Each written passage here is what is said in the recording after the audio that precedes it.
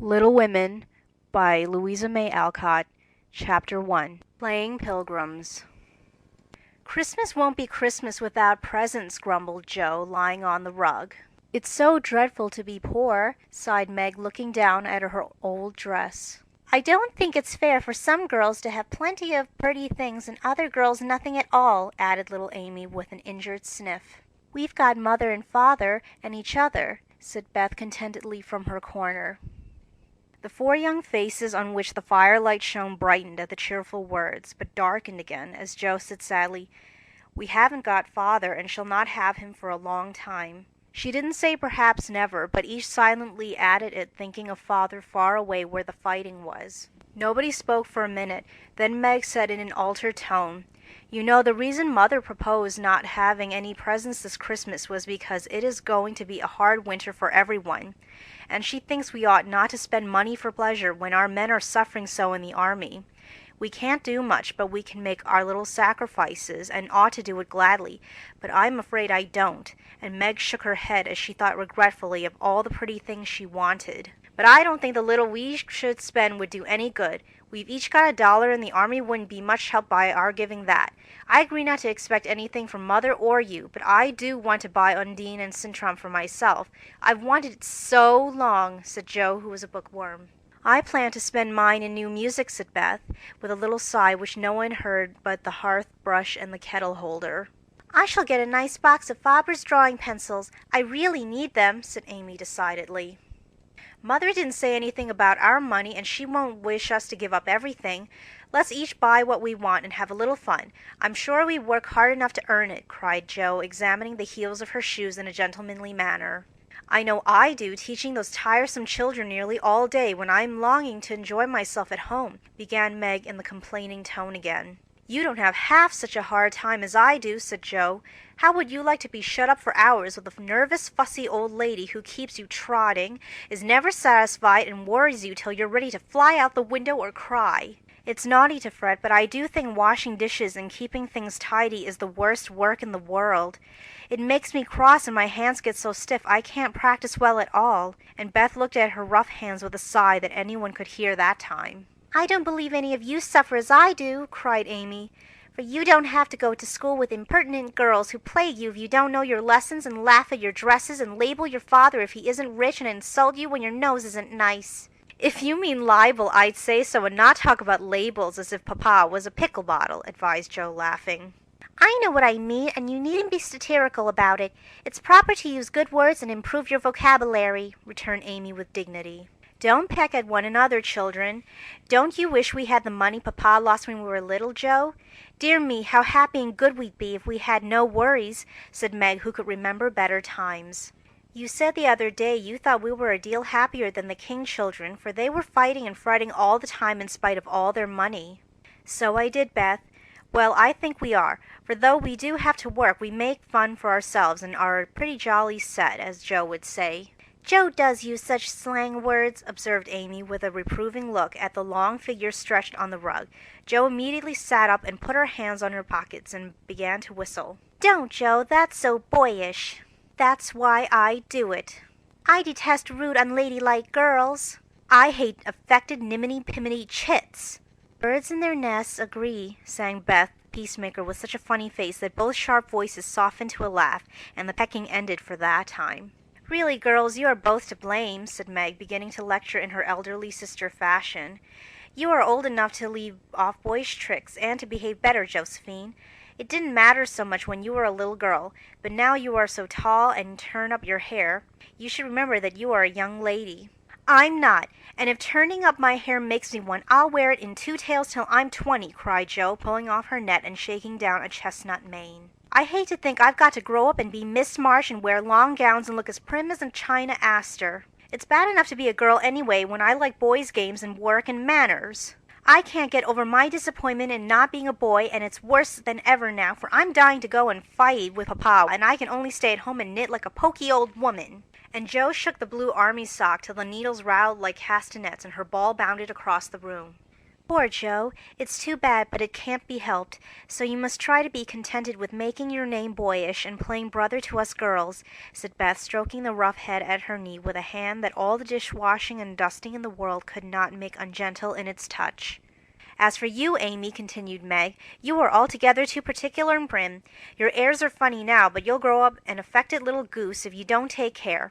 I like your nice manners and refined ways of speaking, when you don't try to be elegant, but your absurd words are just as bad as Joe's slang. If Joe is a tomboy and Amy a goose, what am I, please? Asked Beth, ready to share the lecture. You're a dear and nothing else, answered Meg warmly, and no one contradicted her, for the mouse was the pet of the family. As young readers like to know how people look, we will take this moment to give them a little sketch of the four sisters who sat knitting away in the twilight while the December snow fell quietly without and the fire crackled cheerfully within. It was a comfortable old room, though the carpet was faded and the furniture very plain. For a good picture or two hung on the walls, books filled the recesses, chrysanthemums and Christmas roses bloomed in the windows, and a pleasant atmosphere of home peace pervaded it. Margaret, being the eldest of the four, was 16 and very pretty, being plump and fair with large eyes, plenty of soft brown hair, a sweet mouth, and white hands of which she was rather vain. 15-year-old Jo was very tall, thin, and brown, and reminded one of a colt, for she never seemed to know what to do with her long limbs, which were very much in her way. She had a decided mouth, a comical nose, and sharp gray eyes, which appeared to see everything, and were by turns fierce, funny, or thoughtful.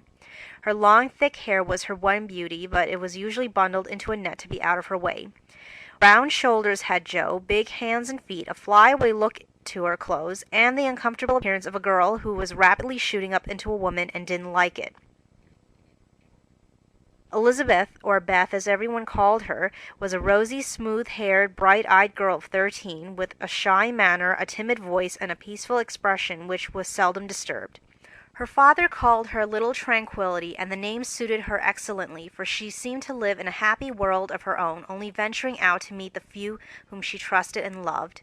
Amy, though the youngest, was a most important person, in her own opinion at least. A regular snow maiden with blue eyes and yellow hair curling on her shoulders, pale and slender, and always carrying herself like a young lady mindful of her manners. What the characters of the four sisters were we will leave to be found out. The clock struck 6, and having swept up the hearth, Beth put out a pair of slippers down to warm. Somehow the sight of the old shoes had a good effect upon the girls. Her mother was coming, and every one brightened to welcome her. Meg stopped lecturing and lighted the lamp. Amy got out of the easy-chair without being asked, and Jo forgot how tired she was as she sat up to hold the slippers nearer to the blaze. "They are quite worn out. Marmee must have a new pair." "I thought I'd get her some with my $1," said Beth. "No, I shall," cried Amy. "I'm the oldest," began Meg, but Jo cut in with a decided, "I'm the man of the family now Papa's away, and I shall provide the slippers, for he told me to take special care of Mother while he was gone." "I'll tell you what we'll do, Beth. Let's each get her something for Christmas and not get anything for ourselves." "That's like you, dear. What will we get?" exclaimed Jo. Everyone thought soberly for a minute. Then Meg announced, as if the idea was suggested by the sight of her own pretty hands, "I shall give her a nice pair of gloves." "Army shoes, best to be had," cried Jo. "Some handkerchiefs, all hemmed," said Beth. "I'll get a little bottle of cologne. She likes it, and it won't cost much, so I'll have some left over to buy my pencils," added Amy. "How will we give the things?" asked Meg. "Put them on the table and bring her in and see her open the bundles. Don't you remember how we used to do it on our birthdays?" answered Jo. "I used to be so frightened when it was my turn to sit in the big chair with the crown on and see you all come marching round to give the presents with a kiss. I liked the things and the kisses, but it was dreadful to have you sit looking at me while I opened the bundles," said Beth, who was toasting her face and the bread for tea at the same time. "Let Marmee think we are getting things for ourselves, and then surprise her. We must go shopping tomorrow afternoon, Meg. There is so much to do about the play for Christmas night," said Jo, marching up and down with her hands behind her back and her nose in the air. "I don't mean to act any more after this time. I'm getting too old for such things," observed Meg, who was as much a child as ever about dressing up frolics. "You won't stop, I know, as long as you can trail round in a white gown with your hair down and wear gold-paper jewelry. You're the best actress we've got, and there'll be an end of everything if you quit the boards," said Jo. "We ought to rehearse tonight. Come here, Amy, and do the fainting scene, for you are as stiff as a poker in that." I can't help it. I never saw anyone faint, and I don't choose to make myself all black and blue, tumbling flat as you do. If I can go down easily, I'll drop. If I can't, I shall fall into a chair and be graceful. I don't care if Hugo does come at me with a pistol," returned Amy, who was not gifted with dramatic power, but was chosen because she was small enough to be borne out shrieking by the villain of the piece. "Do it this way. Clasp your hands so, and stagger across the room, crying frantically, 'Rodrigo, save me, save me!' And away went Joe with a melodramatic scream which was truly thrilling. Amy followed, but she poked her hands out stiffly before her and jerked herself along as if she went by machinery, and her "ow" was more suggestive of pins being run into her than of fear and anguish. Joe gave a despairing groan, and Meg laughed outright, while Beth let her bread burn as she watched the fun with interest. "It's no use. Do the best you can when the time comes, and if the audience laughs, don't blame me. Come on, Meg." Then things went smoothly, for Don Pedro defied the world in a speech of 2 pages without a single break. Hagar the witch chanted an awful incantation over her kettle full of simmering toads with weird effect. Rodrigo rent his chains asunder manfully, and Hugo died in agonies of remorse and arsenic with a wild "ha-ha." "It's the best we've had yet," said Meg, as the dead villain sat up and rubbed his elbows. "I don't see how you can write and act such splendid things, Joe. You're a regular Shakespeare," exclaimed Beth, who firmly believed that her sisters were gifted with wonderful genius in all things. "Not quite," replied Joe modestly. "I do think The Witch's Curse, an operatic tragedy, is a rather nice thing, but I'd like to try Macbeth if we only had a trapdoor for Banquo. I always wanted to do the killing part." "Is that a dagger that I see before me?" muttered Joe, rolling her eyes and clutching at the air as she had seen a famous tragedian do. "No, it's the toasting fork with Mother's shoe on it instead of the bread. Beth's stage struck," cried Meg, and the rehearsal ended in a general burst of laughter. "Glad to find you so merry, my girls," said a cheery voice at the door, and actors and audience turned to welcome a tall, motherly lady with a "Can I help you?" look about her, which was truly delightful. She was not elegantly dressed, but a noble-looking woman, and the girls thought the great cloak and unfashionable bonnet covered the most splendid mother in the world. "Well, dearies, how have you got on today? There was so much to do in getting the boxes ready to go tomorrow that I didn't come home to dinner. Has anyone called, Beth? How is your cold, Meg? Joe, you look tired to death.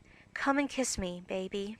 While making these maternal inquiries, Mrs. March got her wet things off, her warm slippers on, and sitting down in the easy chair, drew Amy to her lap, preparing to enjoy the happiest hour of her busy day. The girls flew about, trying to make things comfortable, each in her own way. Meg arranged the tea table, Joe brought wood and set chairs, dropping, overturning, and clattering everything she touched. Beth trotted to and fro between parlor and kitchen, quiet and busy, while Amy gave directions to everyone, and she sat with her hands folded. As they gathered about the table, Mrs. March said with a particularly happy face, "I've got a treat for you after supper." A quick, bright smile went round like a streak of sunshine. Beth clapped her hands regardless of the biscuit she held, and Joe tossed up her napkin, crying, "A letter! A letter! 3 cheers for Father!" "Yes, a nice long letter. He is well and thinks he shall get through the cold season better than we feared. He sends all sorts of loving wishes for Christmas, and an especial message to you girls," said Mrs. March, patting her pocket as if she had got a treasure there. "Hurry and get done. Don't stop and quirk your little finger and simper over your plate, Amy," cried Joe, choking in her tea and dropping her bread, butter side down, on the carpet in her haste to get at the treat. Beth ate no more, but crept away to sit in her shadowy corner and brood over the delight to come, till the others were ready. "I think it was so splendid in Father to go as a chaplain when he was too old to be drafted and not strong enough for a soldier," said Meg warmly. "Don't I wish I could go as a drummer of Ivan What's-its-name, or a nurse, so I could be near him and help him," exclaimed Joe with a groan. "It must be very disagreeable to sleep in a tent and eat all sorts of bad-tasting things and drink out of a tin mug," sighed Amy. "When will he come home, Marmee?" asked Beth with a little quiver in her voice. "Not for many months, dear, unless he is sick. He will stay and do his work faithfully as long as he can, and we won't ask for him back a minute sooner than he can be spared. Now come and hear the letter." They all drew to the fire, Mother in the big chair and Beth at her feet, Meg and Amy perched on either arm of the chair, and Joe leaning on the back, where no one would see any sign of emotion if the letter should happen to be touching. Very few letters were written in those hard times that were not touching, especially those which fathers sent home. In this one, little was said of the hardships endured, the dangers faced, or the homesickness conquered. It was a cheerful, hopeful letter full of lively descriptions of camp life, marches, and military news, and only at the end did the writer's heart overflow with fatherly love and longing for the little girls at home. Give them all my dear love and a kiss. Tell them I think of them by day, pray for them by night, and find my best comfort in their affection at all times. A year seems very long to wait before I may see them, but remind them that while we wait we may all work, so that these hard days need not be wasted. I know they will remember all I said to them, that they will be loving children to you, will do their duty faithfully, fight their bosom enemies bravely, and conquer themselves so beautifully that when I come back to them I may be fonder and prouder than ever of my little women. Everybody sniffed when they came to that part. Jo wasn't ashamed of the great tear that dropped off the end of her nose, and Amy never minded the rumpling of her curls as she hid her face on her mother's shoulder and sobbed out, "I am a selfish girl, but I'll truly try to be better so he mayn't be disappointed in me by and by." "We all will," cried Meg. "I think too much of my looks and hate to work, but I won't any more if I can help it. I'll try to be what he loves to call me, a little woman, and not be rough and wild, but do my duty here instead of wanting to be somewhere else," said Jo, thinking that keeping her temper at home was a much harder task than facing a rebel or two down south. Beth said nothing, but wiped away her tears with the blue army sock and began to knit with all her might, losing no time in doing the duty that lay nearest her, while she resolved in her quiet little soul to be all that father hoped to find her when the year brought round the happy coming home. Mrs. March broke the silence that followed Jo's words by saying in her cheery voice, "Do you remember how you used to play Pilgrim's Progress when you were little things?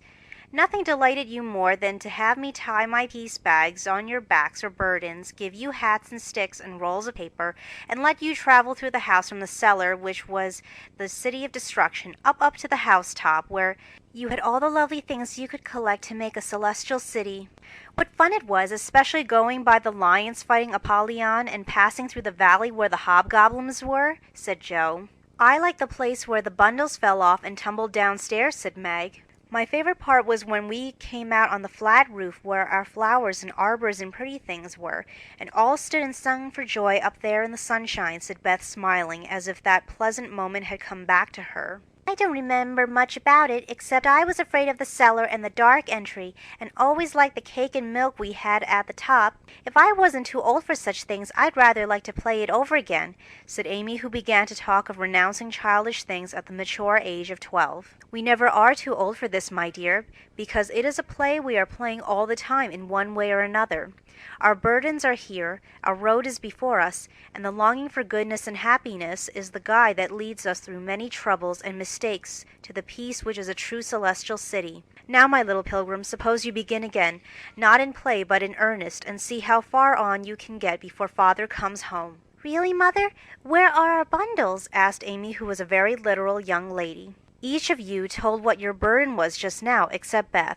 I rather think she hasn't got any," said her mother. "Yes, I have. Mine is dishes and dusters and envying girls with nice pianos and being afraid of people." Beth's bundle was such a funny one that everybody wanted to laugh, but nobody did, for it would have hurt her feelings very much. "Let us do it," said Meg thoughtfully. "It is only another name for trying to be good, and the story may help us, for though we do want to be good, it's hard work, and we forget and don't do our best. We were in the Slough of Despond tonight, and Mother came and pulled us out as Help did in the book.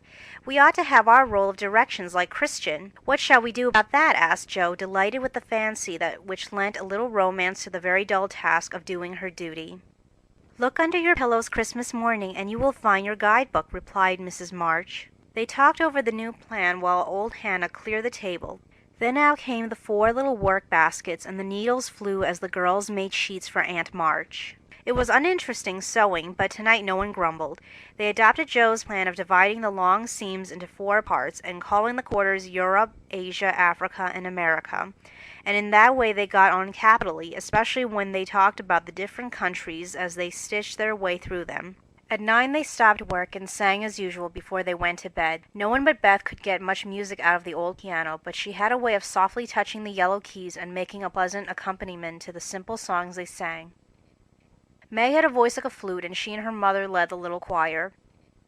Amy chirped like a cricket, and Jo wandered through the airs at her own sweet will, always coming out at the wrong place with a croak or a quaver that spoiled the most pensive tune. They had always done this from the time they could lisp "Twinkle, twinkle, little ta," and it had become a household custom, for the mother was a born singer. The first sound in the morning was her voice as she went about the house, singing like a lark, and the last sound at night was the same cheery sound, for the girls never grew too old for that familiar lullaby. End of Chapter 1.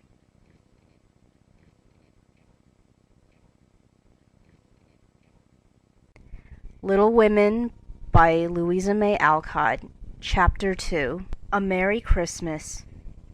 Jo was the first to wake in the gray dawn of Christmas morning. No stockings hung at the fireplace, and for a moment she felt as much disappointed as she did long ago when her little sock fell down because it was so crammed with goodies. Then she remembered her mother's promise, and slipping her hand under her pillow, drew out a little crimson-covered book. She knew it very well, for it was that beautiful old story of the best life ever lived, that it was a true guide-book for any pilgrim going on the long journey. She woke Meg with a "Merry Christmas," and bade her see what was under her pillow. A green-covered book appeared, with the same picture inside, and a few words written by their mother, which made their one present very precious in their eyes. Presently Beth and Amy woke to rummage and find their little books also, one dove color, the other blue, and all sat looking at and talking about them, while the east grew rosy with the coming day.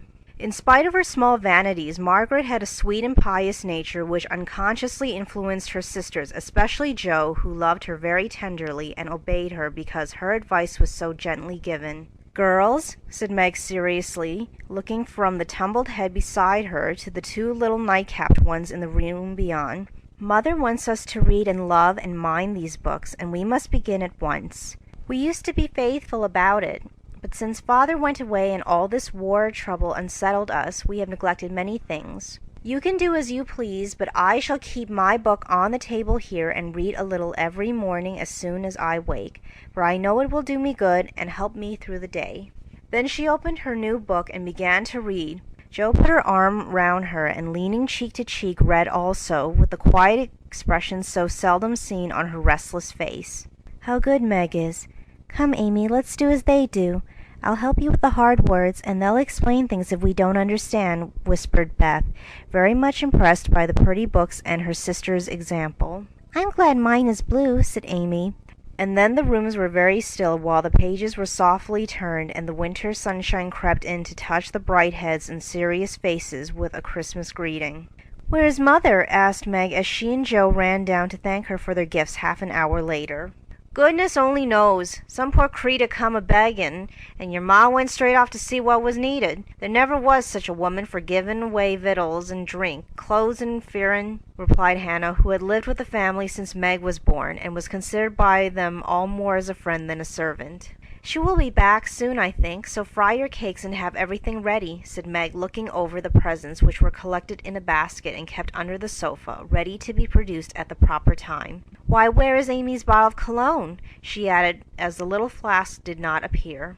"She took it out a minute ago and went off with it to put a ribbon on it or some such notion," replied Jo, dancing about the room to take the first stiffness off the new army slippers. "How nice my handkerchiefs look, don't they? Hannah washed and ironed them for me, and I marked them all myself," said Beth, looking proudly at the somewhat uneven letters which had cost her such labor.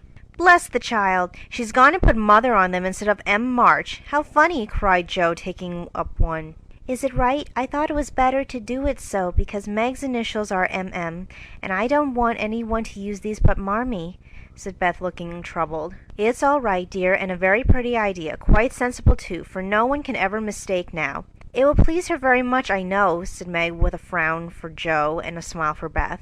"There's Mother. Hide the basket, quick!" cried Jo as the door slammed and steps sounded in the hall. Amy came in hastily and looked rather abashed when she saw her sisters all waiting for her. "Where have you been, and what are you hiding behind you?" asked Meg, surprised to see by her hood and cloak that lazy Amy had been out so early. "Don't laugh at me, Jo. I didn't mean any one should know till the time came. I only meant to change the little bottle for a big one, and I gave all my money to get it, and I'm truly trying not to be selfish any more." As she spoke, Amy showed the handsome flask, which she replaced the cheap one, and looked so earnest and humble in her little effort to forget herself that Meg hugged her on the spot, and Joe pronounced her a trump, while Beth ran to the window and picked her finest rose to ornament the stately bottle. You see, I felt ashamed of my present after reading and talking about being good this morning, so I ran round the corner and changed it the minute I was up, and I'm so glad, for mine is the handsomest now. Another bang of the street door sent the basket under the sofa and the girls to the table eager for breakfast. "Merry Christmas, Marmee, many of them. Thank you for our books. We read some and mean to every day," they cried in chorus. "Merry Christmas, little daughters. I'm glad you began at once and hope you will keep on. But I want to say one word before we sit down. Not far away from here lies a poor woman with a little newborn baby. 6 children are huddled into one bed to keep from freezing, for they have no fire. There is nothing to eat over there, and the oldest boy came to tell me they were suffering hunger and cold. My girls, will you give me them your breakfast as a Christmas present?" They were all unusually hungry, having waited nearly an hour, and for a minute no one spoke. Only a minute, for Joe exclaimed impetuously, "I'm so glad you came before we began." "May I go and help carry the things to the poor little children?" asked Beth eagerly. "I shall take the cream and the muffins," added Amy heroically, giving up the articles she most liked. Meg was already covering the buckwheats and piling the bread into one big plate. "I thought you'd do it," said Mrs. March, smiling as if satisfied. "You shall all go and help me, and when we come back we will have bread and milk for breakfast and make it up at dinner time." They were soon ready, and the procession set out. Fortunately it was early, and they went through back streets so few people saw them, and no one laughed at the queer party. A poor, bare, miserable room it was, with broken windows, no fire, ragged bedclothes, a sick mother, wailing baby, and a group of pale, hungry children cuddled under one old quilt, trying to keep warm. How the big eyes stared and the blue lips smiled as the girls went in. "Ach, mein Gott, it is good angels come to us," said the poor woman, crying for joy. "Funny angels in hoods and mittens," said Joe, and set them laughing. In a few minutes it really did seem as if kind spirits had been at work there. Hannah, who had carried wood, made a fire and stopped up the broken panes with old hats and her own cloak. Mrs. March gave the mother tea and gruel and comforted her with promises of help, while she dressed the little baby as tenderly as if it had been her own. The girls meantime spread the table, set the children round the fire, and fed them like so many hungry birds, laughing, talking, and trying to understand the funny broken English. "Das ist gut, die Engelkinder," cried the poor things as they ate and warmed their purple hands at the comfortable blaze. The girls had never been called angel children before and thought it very agreeable, especially Jo, who had been considered a Sancho ever since she was born. That was a very happy breakfast, though they didn't get any of it, and when they went away, leaving comfort behind, I think there were not in all the city 4 merrier people than the hungry little girls who gave away their breakfasts and contented themselves with bread and milk on Christmas morning. "That's loving our neighbor better than ourselves, and I like it," said Meg, as they sat out their presents, while their mother was upstairs collecting clothes for the poor Hummels. Not a very splendid show, but there was a great deal of love done up in the few little bundles, and the tall vase of red roses, white chrysanthemums, and trailing vines, which stood in the middle, gave quite an elegant air to the table. "She's coming! Strike up, Beth! Open the door, Amy! 3 cheers for Marmee!" cried Jo, prancing about, while Meg went to conduct Mother to the seat of honor. Beth played her gayest march. Amy threw open the door, and Meg enacted escort with great dignity. Mrs. March was both surprised and touched, and smiled with her eyes full as she examined her presents and read the little notes which accompanied them. The slippers went on at once. A new handkerchief was slipped into her pocket, well scented with Amy's cologne. The rose was fastened in her bosom, and the nice gloves were pronounced a perfect fit. There was a good deal of laughing and kissing and explaining in the simple, loving fashion which makes these home festivals so pleasant at the time, so sweet to remember long afterward, and then all fell to work. The morning charities and ceremonies took so much time that the rest of the day was devoted to preparations for the evening festivities. Being still too young to go often to the theater, and not rich enough to afford any great outlay of private performances, the girls put their wits to work, and necessity being the mother of invention, made whatever they needed. Very clever were some of their productions: pasteboard guitars, antique lamps made of old-fashioned butter boats covered with silver paper, gorgeous robes of old cotton, glittering with tin spangles from a pickle factory, and armor covered with the same useful diamond-shaped bits left in sheets when the lids of tin preserve pots were cut out. The furniture was used to being turned topsy-turvy, and the big chamber was the scene of many innocent revels. No gentlemen were admitted, so Jo played male parts to her heart's content, and took immense satisfaction in a pair of russet leather boots given her by a friend who knew a lady who knew an actor. These boots, an old foil, and a slashed doublet once used by an artist for some picture, were Jo's chief treasures and appeared in all occasions. The smallness of the company made it necessary for the two principal actors to take several parts apiece, and they certainly deserved some credit for the hard work they did in learning 3 or 4 different parts, whisking in and out of various costumes and managing the stage besides. It was excellent drill for their memories, a harmless amusement, and employed many hours which otherwise would have been idle, lonely, or spent in less profitable society. On Christmas night, a dozen girls piled onto the bed, which was the dress circle, and sat before the blue and yellow chintz curtains in a most flattering state of expectancy. There was a good deal of rustling and whispering behind the curtain, a trifle of lamp smoke, and an occasional giggle from Amy, who was apt to get hysterical in the excitement of the moment. Presently a bell sounded, the curtains flew apart, and the operatic tragedy began. A gloomy wood, according to the one playbill, was represented by a few scrubs in pots, green baize on the floor, and a cave in the distance. This cave was made with a clothes horse for a roof, bureaus for walls, and in it a small furnace in full blast, with a black pot on it and an old witch bending over it. The stage was dark, and the glow of the furnace had a fine effect, especially as real steam issued from the kettle when the witch took off the cover. A moment was allowed for the first thrill to subside, then Hugo the villain stalked in with a clanking sword at his side, a slouched hat, black beard, mysterious cloak, and the boots. After pacing to and fro in much agitation, he struck his forehead and burst out in a wild strain, singing of his hatred to Rodrigo, his love for Zara, and his pleasing resolution to kill the one and win the other. The gruff tones in Hugo's voice, with an occasional shout when his feelings overcame him, were very impressive, and the audience applauded the moment he paused for breath. Bowing with the air of one accustomed to public praise, he stole to the cavern and ordered Hagar to come forth with a commanding, "What ho, minion, I need thee!" Out came Meg with a grey horse hair hanging about her face, a red and black robe, a staff, and cabalistic signs upon her cloak. Hugo demanded a potion to make Zara adore him and one to destroy Rodrigo. Hagar, in a fine dramatic melody, promised both, and proceeded to call up the spirit who would bring the love philter. "Hither, hither, from thy home, airy sprite, I bid thee come. Born of roses, fed on dew, charms and potions canst thou brew? Bring me here, with elfin speed, the fragrant philter which I need. Make it sweet and swift and strong. Spirit, answer now my song." A soft strain of music sounded, and then at the back of the cave appeared a little figure in cloudy white, with glittering wings, golden hair, and a garland of roses on its head.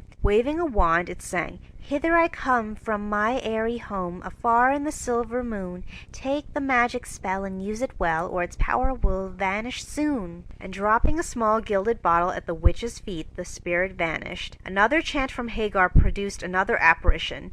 Not a lovely one, for with a bang an ugly black imp appeared, and having croaked a reply, tossed a dark bottle at Hugo, and disappeared with a mocking laugh. Having warbled his thanks and put the potions in his boots, Hugo departed, and Hagar informed the audience that as he had killed a few of her friends in times past, she has cursed him and intends to thwart his plans and be revenged on him. Then the curtain fell, and the audience reposed and ate candy while discussing the merits of the play. A good deal of hammering went on before the curtain rose again, but when it became evident what a masterpiece of stage carpentering had been got up, no one murmured at the delay. It was truly superb.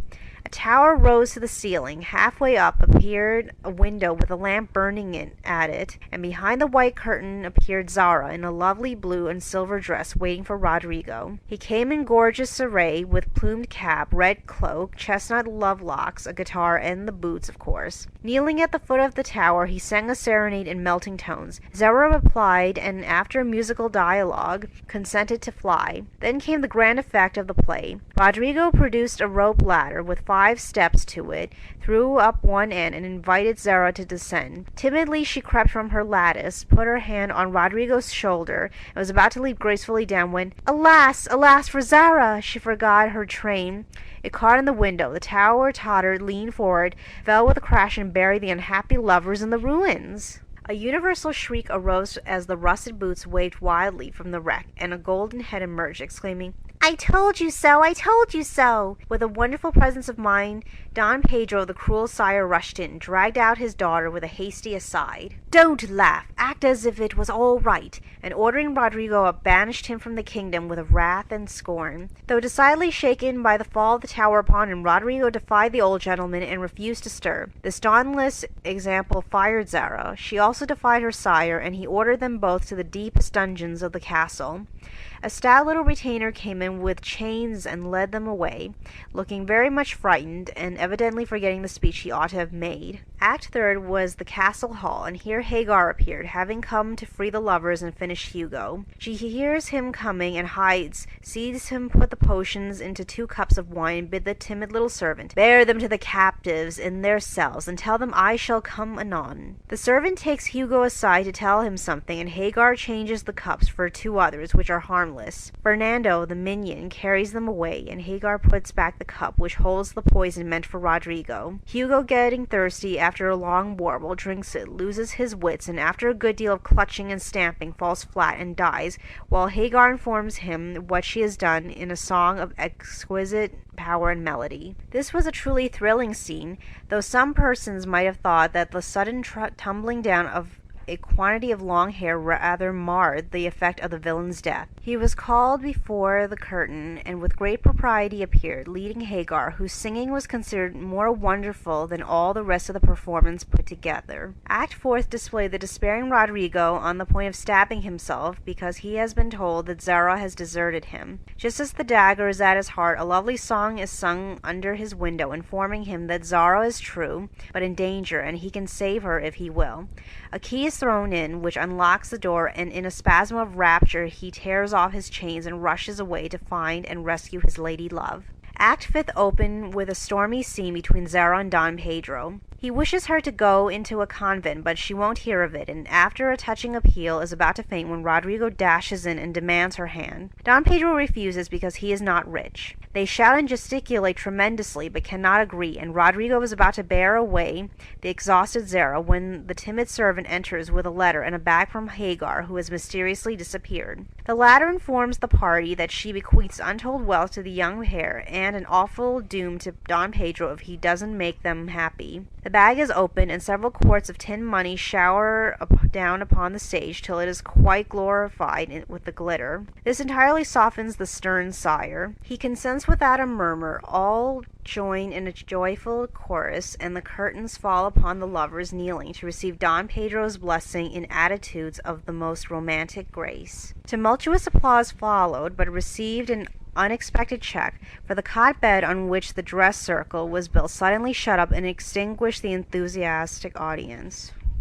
Rodrigo and Don Pedro flew to the rescue, and all were taken out unhurt, though many were speechless with laughter. The excitement had hardly subsided when Hannah appeared with Mrs. March's compliments, and would the ladies walk down to supper. This was a surprise even to the actors, and when they saw the table, they looked at one another in rapturous amazement. It was like Marmee to get up a little treat for them, but anything so fine as this was unheard of since the departed days of plenty. There was ice cream, actually 2 dishes of it, pink and white, and cake and fruit and distracting French bonbons, and in the middle of the table 4 great bouquets of hothouse flowers. It quite took their breath away, and they stared first at the table and then at their mother, who looked as if she enjoyed it immensely. "Is it fairies?" asked Amy. "It's Santa Claus," said Beth. "Mother did it," and Meg smiled her sweetest in spite of her gray beard and white eyebrows. Aunt March had a good fit and sent the supper, cried Joe with a sudden inspiration. All wrong. Old Mr. Lawrence sent it, replied Mrs. March. The Lawrence boy's grandfather? What in the world put such a thing into his head? We don't know him, exclaimed Meg. Hannah told one of his servants about your breakfast party. He is an odd old gentleman, but that pleased him. He knew my father years ago, and he sent me a polite note this afternoon saying he hoped I would allow him to express his friendly feeling toward my children by sending them a few trifles in honor of the day. I could not refuse, and so you have a little feast at night to make up for the bread and milk breakfast. That boy put it into his head. I know he did. He's a capital fellow, and I wish we could get acquainted. He looks as if he'd like to know us, but he's bashful, and Meg is so prim she won't let me speak to him when we pass, said Joe, as the plates went around and the ice began to melt out of sight, with ohs and ahs of satisfaction. You mean the people who live in the big house next door, don't you? Asked one of the girls. My mother knows old Mr. Lawrence, but says he's very proud and doesn't like to mix with his neighbors. He keeps his grandson shut up when he isn't riding or walking with his tutor and makes him study very hard. We invited him to our party, but he didn't come. Mother says he's very nice, though he never speaks to us girls. Our cat ran away once, and he brought her back, and we talked over the fence, and were getting on capitally, all about cricket and so on, when he saw Meg coming and walked off. I mean to know him some day, for he needs fun. I'm sure he does, said Joe decidedly. I like his manners, and he looks like a little gentleman, so I've no objection to your knowing him if proper opportunity comes. He brought the flowers himself, and I should have asked him in if I had been sure what was going on upstairs. He looked so wistful as he went away, hearing the frolic and evidently having none of his own. It's a mercy you didn't, Mother, laughed Joe, looking at her boots. But we'll have another play sometime that he can see. Perhaps he'll act. Wouldn't that be jolly? I never had such a fine bouquet before. How pretty it is! And Meg examined her flowers with great interest. They are lovely, but Beth's roses are sweeter to me, said Mrs. March, smelling the half-dead posy in her belt. Beth nestled up to her and whispered softly, I wish I could send my bunch to Father. I'm afraid he isn't having such a merry Christmas as we are. End of chapter 2.